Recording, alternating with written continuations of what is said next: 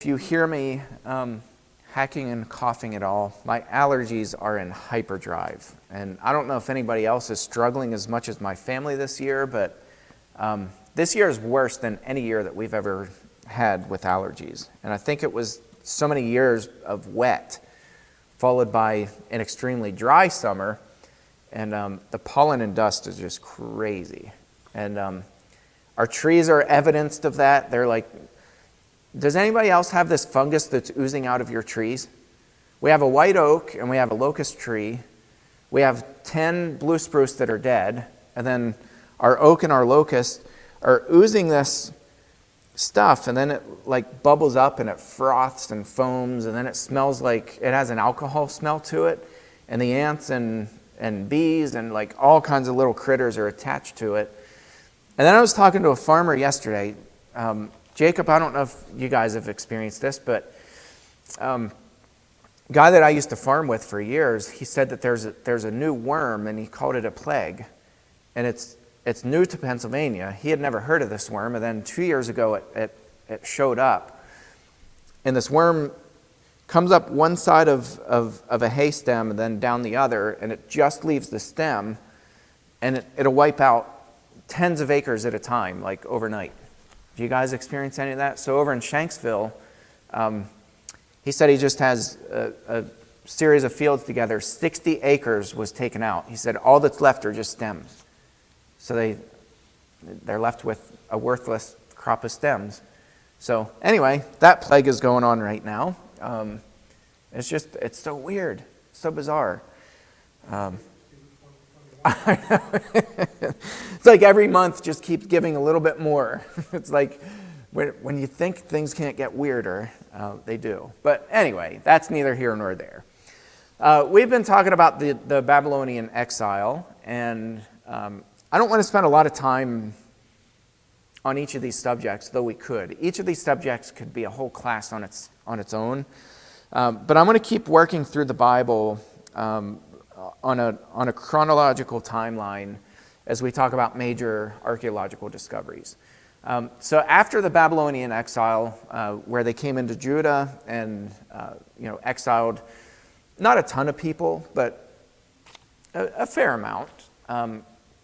They exiled them from Jerusalem into Babylonia, and then they put governors in place and kind of claimed Judah as part of Babylon, kind of like satellite regions, and they had vassals that would govern, and basically Babylonian law was the rule of the land. So the Babylonians were the dominant world power, and it's interesting because history repeats itself, right? And there comes a point where people will only tolerate so much for so long until people start to revolt. And we've seen it since the beginning of time. So what's fascinating is you had these smaller nations that were kind of, I guess, in flux. And of course, when a world power is spreading its reign, I think there's also a lot of confusion, and oversight is kind of tough to do. You see with the Roman Empire, there's some pretty weird things that went on. A lot of confusion. The Pliny Trajan letter is still one of my favorites because the governor didn't really know what the policies were from the emperor. So that's why he writes them and says, there are these Christians everywhere and I don't know what to do with them. So he would torture them and give them 3 chances to recant. And if they didn't, he would have them killed. And he said, I'm not actively pursuing the Christians to find out if they're Christians or not, because he didn't really care. But if it was reported to him that somebody was a Christian, he would torture them. And so the emperor writes back and he says, you're doing well to do this. So when you have that large of a government that has all these little satellite governments all over the place, these vassals, it gets confusing really quick. So this was kind of what happened shortly after the Babylonians came in and exiled the south in 586 BC. So Cyrus was the Persian king who let me get my dates right. In 550 BC, so you're talking shortly after 586 when the Babylonians came in and took the Israelites out of the south. In 550 BC, kingdoms started to clash with each other. So Cyrus found himself pretty quickly to be the head of the Median kingdom, of Lydia, and of Babylonia, and all of the vassal states that belonged to Babylonia, including Judah. So Cyrus ends up being, and I don't think he was really expecting that to happen, but he ended up being the king who kind of oversaw all of these different regions. Well, why is this interesting? This is interesting because the Israelites, of course, Jerusalem had been kind of annihilated. The wall came down, the temple came down. It was just this heap of ruins. And a bunch of the Israelites were still living in Judah. You had farmers that they didn't want to leave. The Babylonians didn't make them leave. So you have all these Israelites who are still living there. And if you think about the blending and syncretism of the religions, it was kind of a bizarre religious environment, right? If you try to think about that, you had the temple that Solomon built, and then, pretty shortly after, it's being desecrated by Solomon himself. He's introducing all these foreign gods, and then from there it just devolves, and at some point they just became an extremely pagan people. There was always a remnant, which is kind of a bizarre thing, and if you think about what that was like for the remnant, you have a handful of Israelites who are still faithful to God. Obviously, they can't go to the temple and worship. It's been destroyed. It's been knocked down. There's still priests, kind of. At least that's my understanding. You had some priests that were still blending in some interesting things from other religions. They still claimed to worship God. Just bizarre stuff. Really bizarre stuff. And now all of a sudden this world power that was the dominant world power has now been brought to its knees. And then you have King Cyrus, who was like, I just want to rebuild all of these religions. All of these cities that were destroyed, I want to fund it, and I want these people to be able to rebuild. And so that certainly included Judah. And Cyrus was all for rebuilding the temple.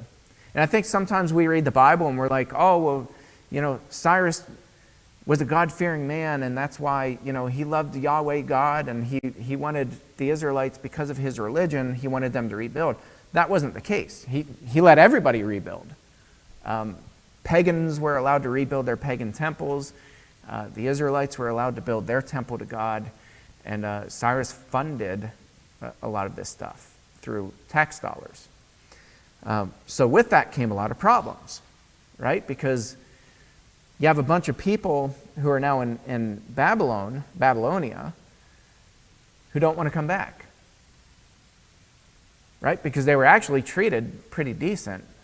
They were exiled, but they were treated decent. Keeping in mind, too, at the time he allows them to go back, you're talking 3 generations. Correct, 3 generations. And yeah. There's that point where you're in Babylonia, and that's all the people know. Yeah, that's right. So you're actually looking at the Jewish population saying, you can go back to the land you've never even seen. Yeah. Yeah. And how many of them are just scratching their heads going, Why? Yeah, why? because home is Yeah. where the heart is and where you've grown up. Yeah. Yeah, no, that's exactly right. Yeah, absolutely right. 3rd generation, these people have never been in the land of Judah. And so, this whole plea to go back and rebuild the temple why. But not only that, they got resistance to rebuild the temple from people who were still living in Judah. These farmers didn't want it rebuilt. And if you think about that, see, okay, I'm going to go on my soapbox now, because I always have to have one, right? This is my little soapbox with religion, and I think it's been this way since the beginning of time. So I'm not saying, I'm not pointing fingers and saying, look at where we are now. This has been historically fact since the beginning of time, right? Religious people, we go through these cycles, these ebbs and flows constantly. And we're so resistant to change. And if you don't believe me, go to church anywhere, right? Change is like a four-letter word. We even have the word, within some of our really right-leaning churches, we have the word change agent. We don't want to hire no change agent. We buck change, but yet we're changing all the time. That's reality. We're constantly changing. There are these ebbs and flows within religion, and I think people want to hold on so badly to this blueprint of what they think religion should look like. And then we get into all these weird, bizarre areas, and then when you see a period of decline, like certainly the Israelites experienced an era of decline, right? They're like religious syncretism, pluralism, paganism, crazy stuff going on. Temple was destroyed, and I think at some point, when people are coming back and saying, hey, let's rebuild the temple, their response is, for what? Solomon, who built the temple, Solomon, who prayed this long prayer of repentance and built the temple and sunk gajillions of dollars into this thing, marries 700 women from foreign nations and is worshiping gods on steroids. And I think at some point they're like, why? Like, just let us be alone. We can worship God, right? Don't we hear that today? I'd rather just worship God in the privacy of my house. What's the point? I've lost count of how many times I've heard that. And part of me says I can identify with that and say, I get it. The church is notorious for doing this to each other. Like, they devour each other, destroy everything that was ever built up, and then say, hey, let's rebuild it again. And I think people are like, I'd rather worship God in my house. And I think Judah was no different. I think these farmers, they're like, what's the point? But there was a small group of people, and this was an uphill battle. Even though Cyrus was funding it, this was an uphill battle because the farmers were radically opposed to it. Jewish farmers, they were radically opposed to it. You had other people in the land, they were radically opposed to it. There was opposition on every side. And Cyrus wasn't like, he didn't do this edict and say, you must rebuild. He just gave permission. He's like, if you guys want to rebuild it, have at it. Which was a big blessing. But they ran into problems. Were you going to say something?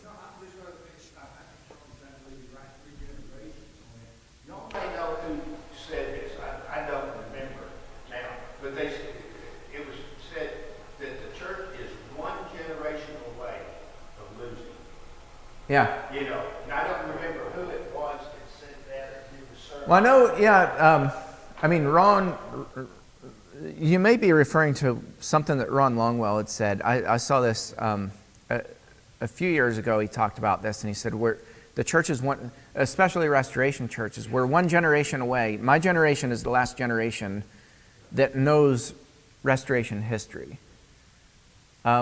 Younger people just don't care. This town, actually you guys in Berlin going out, when you get into Brotherton, on the left-hand side, as soon as you go past the crossroads, there's a rock that sits up on a hill, and there's a historical plaque there. That was U.S. Justice, Jeremiah Sullivan Black, who was a member at First Christian, who's our mother church. We broke off from them in 1910. Tons of history with Jeremiah Sullivan Black. In fact, our building was built because of a deed that Jeremiah Sullivan Black wrote for the old tattoo parlor that burned down. And Mrs. Parkhill, who built this church building, wanted to buy the tattoo parlor when First Christian moved over in 1910. Well, they looked at the deed, sold it, it was a done deal. He had struck a line through one word, and the elders came back and they rendered the property not sellable. Well, she got ticked off, and she's like, well, fine, I'm just going to start church in my living room then. So she did that, and then it was a small group of people. They went to the courthouse. They did that for a couple years, and then they built this in 1916, and we've been here ever since. But Jeremiah Sullivan Black, nationally, there's so much history with him. But on and on and on. Chauncey Forward here in Somerset, so much history there. Alexander Campbell, this was his favorite place to come. He's one of the most significant, if not the most significant name in Restoration history. So all that to say, my generation knows Restoration history, and if we don't preserve it, it's going to die out, which some people would be like, oh yeah, history can become your God. Yes, true, granted, totally. But if we lose this history, think of the Israelites if they were just like, who cares about our past? Who cares about our history? What was her name who ended up reading the scriptures? They found like an old dusty copy of the Torah, and they were like, oh, what's this? And they started to read it. What was her name? I can't remember that. Anyway, she was reading the scriptures, and there was like this big revival in Israel, right? So over history, our history matters. It's not that it should become our God, but our history matters. So yeah, we're one generation away from losing our restoration history, and what happens is we don't even know who we are anymore. And so when people come along and they're like, hey, let's revive this baby, right? Our theme this year is revival. When people are like, let's rebuild, let's build up what's been torn down, people do what? They resist it. And they say, well, what's the point? Why even try? So that's why this is fascinating to me when we go back and look at the history. So anyway, we need to get into our text because I could go on forever. So this is the proclamation that Cyrus, the Persian king, made, or at least it's a reference to it. This is in 2 Chronicles 36, verses 22 and 23. Now in the first year of King Cyrus, king of Persia, that the word of the Lord by the mouth of Jeremiah might be fulfilled, the Lord stirred up the spirit of Cyrus, king of Persia, so that he made a proclamation throughout all his kingdom, and also put it in writing. Thus says Cyrus, king of Persia, the Lord God of heaven has given me all the kingdoms of the earth, and he has charged me to build him a house at Jerusalem, which is in Judah.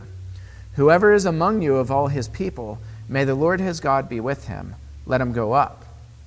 Okay, then in Ezra actually has the proclamation, or at least a version of it. So this is really fascinating. In the first year of King Cyrus, or Cyrus king of Persia, that the word of the Lord by the mouth of Jeremiah might be fulfilled, the Lord stirred up the spirit of Cyrus king of Persia so that he made a proclamation throughout all his kingdom and also put it in writing. And here's the proclamation. Thus says Cyrus king of Persia, the Lord, the God of heaven, has given me all the kingdoms of the earth, and he has charged me to build him a house at Jerusalem, which is in Judah. Whoever is among you of all his people, may his God be with him, and let him go up to Jerusalem, which is in Judah, and rebuild the house of the Lord, the God of Israel. He is the God who is in Jerusalem.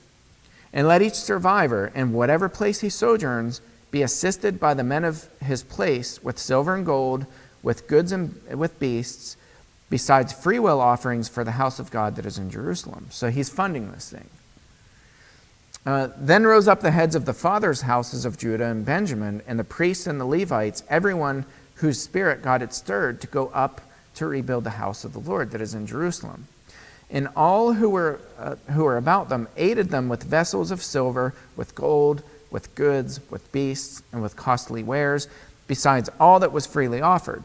Cyrus the king also brought out the vessels of the house of the Lord that Nebuchadnezzar had carried away from Jerusalem and placed in the house of his gods. Remember, Nebuchadnezzar, king of Babylon, stripped all the gold from the temple, and that was all exported, and it was sent up into Babylonia. Cyrus sent all that back. Cyrus, king of Persia, brought these out in the charge of Mithredath, the treasurer, who counted them out to Sheshbazzar, the prince of Judah. And this was the number of them: 30 basins of gold, 1,000 basins of silver, 29 censers, 30 bowls of gold, 410 bowls of silver, 1,000 other vessels, and all the vessels of gold and of silver were 5,400. All these did Sheshbazzar bring up when the exiles were brought up from Babylonia to Jerusalem. Okay, so you get the picture. It sounds like this nice, peachy, cool story of revival, and everybody's happy, everybody's pitching in, they're all marching down from Babylonia, but that wasn't the case. And Ezra expands on this, and he talks about the uphill battle leading up to Ezra's ministry. Because Ezra wasn't involved in all this. Ezra came in the aftermath and was like, all right, guys, we got to keep going. Revival had started, that spark was ignited, but it fizzled really quickly. And for a couple more generations, people kind of yawned and they were like, whatever. And in fact, Artaxerxes made a decree saying they couldn't rebuild in that interim. So Cyrus gives his decree, that's overturned by King Artaxerxes, and then Darius came in and he flipped it back and gave them permission to build again. So, it's just this crazy thing, which just adds to that. What in the world is the point and the purpose of doing this? Do we ever feel that way? Right? Today? Take our small little church, right? Do we ever get to the point where we're like, okay, we've seen ups and downs, and some of you that have been here for years, for decades, right? Sometimes we get to the point, and I think that's why we're kind of, honestly, this anomaly, and I've talked about this before. We have had statistically, every card has been stacked against this small church, where over 99% of churches over 100 years old, their doors are closed. That's just statistical fact. And you can analyze all the reasons and all that stuff, and that, it's interesting, but it's not, this exact science. But statistically, it's very fascinating because we are one of a handful of churches in the country that are over 100 years old that are still in existence. And I go back and I look at the scriptures and I think uphill battles were fought all the time, and God does what with that? He blesses it. And I've always, my philosophy has always been, don't bark about problems unless you're part of the solution. I have friends that jump ship constantly. At the first sign of any problem, they're like, oh, we're out of here. And I'm like, how does that help? How does that help bless people? How does that help ignite revival, right? Uphill battles are okay. Like, it's okay to have these struggles. And I look at Israel and I think they defied every single odd, and they kept pushing forward. There was always a small group. Sometimes it was 15 people. And they're like, no, let's keep going. Let's hold on to this. Let's fight for this. Let's go back to the king and let's talk to him and let's remind him that Cyrus gave us this decree, and let's overturn this, and let's keep fighting, and let's keep pushing. And then Ezra comes in and Nehemiah, and they start preaching to the people, and they're literally just standing there being cheerleaders. They're motivating people. They're cheering them on. They're saying, you can do this. You've got to do this. You've got to see this through. You've got to complete it. And guess what happens? The temple got built. and the walls were rebuilt around Jerusalem. And then by the time Jesus was born, a few hundred years later, what was in Jerusalem? A temple, which was the center of what? All religious activity. Isn't that cool? Where did Jesus spend the bulk of his time? At the temple. John and Peter. I referenced this last week when they're going up the steps. They're walking up these steps, and there's this lame beggar who's crying out to them, "Have mercy on us," pleading, begging. And Peter looks at him and he says, "Look at us." And the guy looks up and he says, "Silver and gold we do not have, but what we do have, we give you. In the name of Jesus Christ, get up and walk." You know, there were thousands of people baptized after that because of that healing. Where did that take place? Where were the steps going up to? The temple. And I think it's just so symbolic that, when we give up, when we throw in the towel, when we say, what's the point? God is still working. God is still being God. God is still blessing, and God's saying, no, there is a point in moving on, even if you're the only people. If you look around and there are 5 of you left, my philosophy is you keep going. You don't give up. So, yeah, it's pretty cool. This is a pretty cool story. Okay, so here, I got to ring that first bell. So here is, does anybody know what this is before I... Yeah, the Cyrus Cylinder. So this is written in Akkadian cuneiform, and this is, so you see all the little bumps on it. It's not somebody who just dibbled their fingers in it. That's Akkadian cuneiform. This whole cylinder, they would bake these clay cylinders, and this was the proclamation that we just read in Ezra. Which is interesting because this one, you can go and you can see the translation of it. I didn't put it up here, but if you look at the translation of Cyrus's actual decree, which is this, it's not the God of Israel who whispers in his ear, but it's Marduk, the god of the Babylonians. And so it's interesting because the content is the same, but I don't know.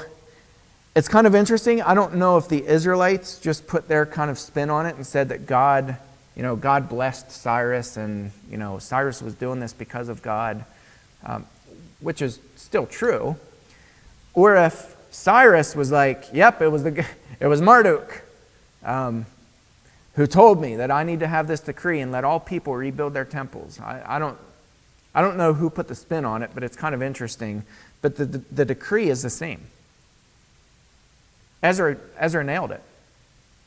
It's absolutely right.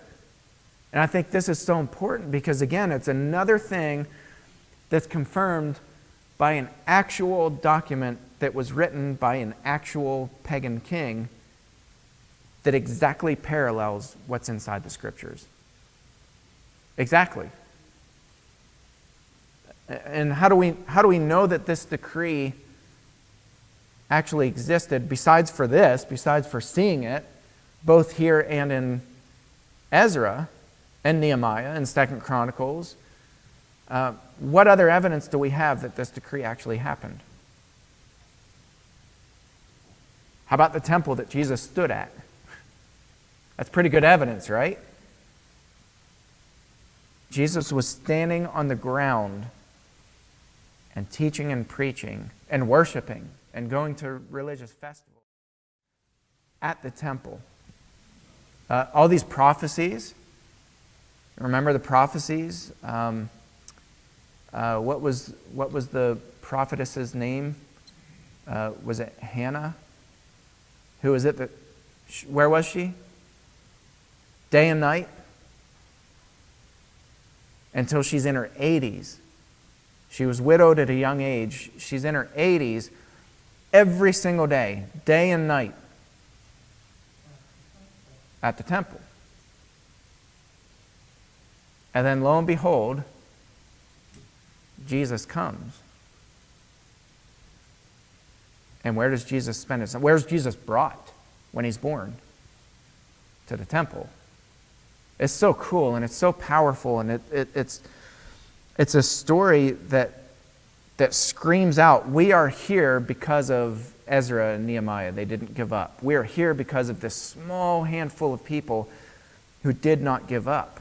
I don't have time to go through, and maybe next week I'll spend some of the time looking at these uphill battles. Let me read just a couple blurbs. That way I can do something else next week. But okay, Ezra chapter 4, verse 4 and 5. Then the people of the land, that is the people living in Judah, they discouraged the people of Judah and made them afraid to build and bribed counselors against them to frustrate their purpose. Does this sound anything like what's going on today? Right? History repeats itself. The bribes, the payoffs, the dirty politicians, all this stuff. People, the Catholic Church is paying off politicians like crazy. People are bribing politicians to shut down the rebuilding of the temple. Jewish people. Israelites. And to frustrate their purpose in all the days of Cyrus, king of Persia, even until the reign of Darius, king of Persia. This went on for years and years and years, and finally the people rebuilding were like, we're done. So it got shelved for several years. Then they went and they made this order. King Artaxerxes makes this decree shutting it down. They're not allowed to rebuild now. They're not allowed. They'll be arrested. And then chapter 5 of Ezra, the prophets Haggai and Zechariah, son of Iddo, prophesied to the Jews who were in Judah and Jerusalem in the name of God, Israel, who was over them. Then Zerubbabel, the son of Shealtiel, and Jeshua, the son of Jezodak, arose and began to rebuild the house of God that is in Jerusalem. And the prophets of God were with them, supporting them. Okay, so here you have Haggai, you have Zechariah. What are they doing? They're encouraging, they're preaching, they're motivating, they're cheerleading, and that was it.